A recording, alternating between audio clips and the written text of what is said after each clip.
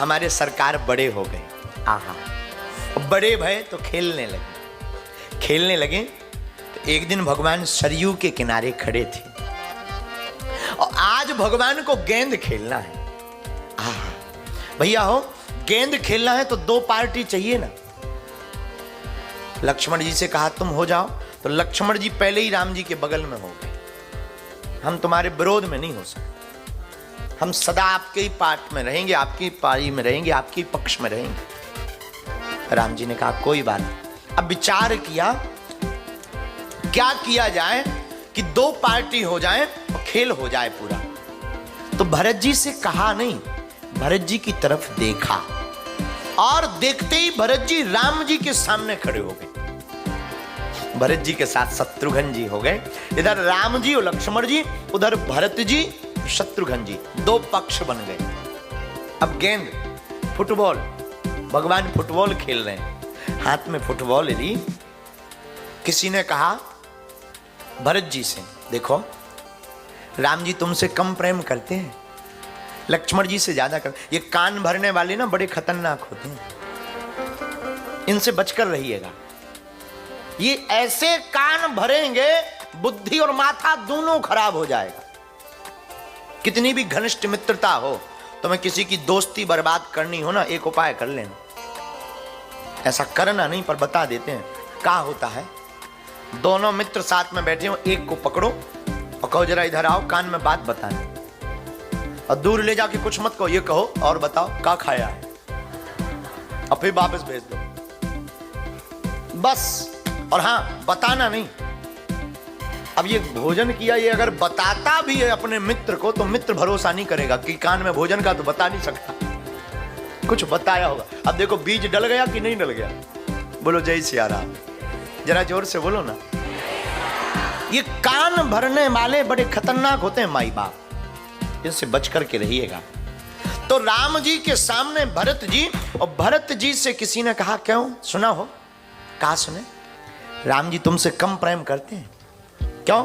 अगर तुमसे ज्यादा प्रेम करते होते तो तुम्हें पार्टी में लेते ना, तुम्हें सामने खड़ा कर दिया, विपक्ष में खड़ा कर दिया। पर भरत जी मानने वाले थोड़ी हैं। भरत जी बोले भैया हमें इससे मतलब नहीं है, हम पक्ष में हैं या विपक्ष में हो, हमारे प्रभु का खेल पूरा होना चाहिए।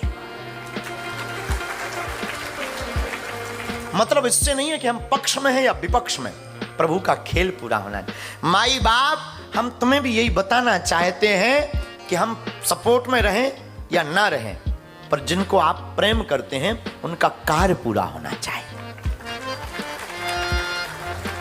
लेकिन फिर भी कान भरने वाले क्या मानेंगे? नहीं, ये फिर कान भरेंगे। दूसरी बात, भरत जी से कहा तुम्हें बुरा नहीं लग रहा कि तुम विरोध में हो, विपक्ष में हो? राम जी बोले भैया जितना बगल में लक्ष्मण जी खड़े आनंद नहीं ले पा रहे उतना हम ले पा रहे। बोले क्या? बोले लक्ष्मण जी विपक्ष में खड़े, राम जी के पक्ष में खड़े, लेकिन वो देख रहे हमें, हम विपक्ष में खड़े, और जो दर्शन का आनंद हमें मिल रहा है ना, वो किसी को नहीं मिल पा रहा। दर्शन का आनंद हमें सबसे ज्यादा मिल रहा है। राम जी ने गेंद ली और गेंद को मारा, फुटबॉल को, भरत जी की तरफ।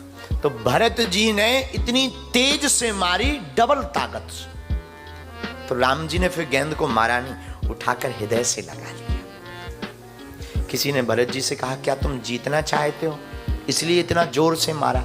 भरत जी बोले नहीं, हम जीतना नहीं चाहते। बोले फिर क्यों इतनी जोर से मारा?